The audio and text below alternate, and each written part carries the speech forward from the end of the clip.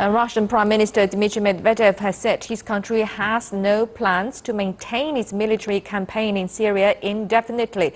In a recent interview, Medvedev also said that any ground operations in Syria would lead to full-fledged war.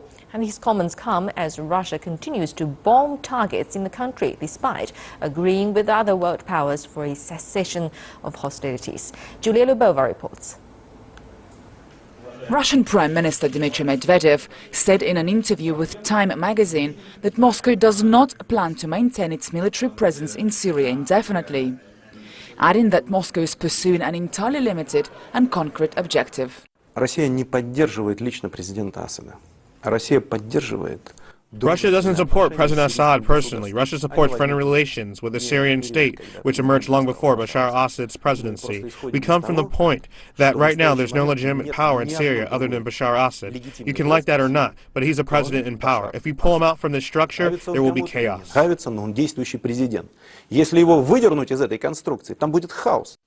With only a few days to go to an expected ceasefire in Syria, questions are being raised about Russian airstrikes in the country.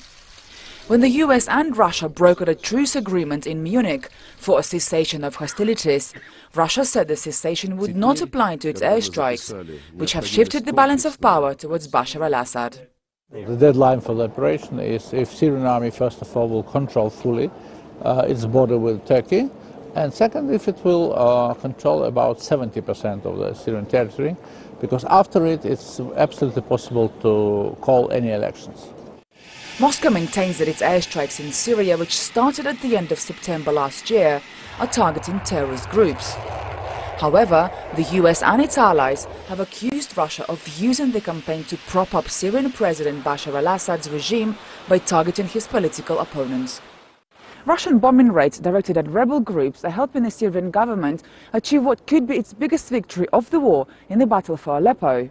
With neither side willing to back down, there is little optimism that the truce deal reached in Munich will do much to end the deadly war. Julia Lubova, CCTV, Moscow.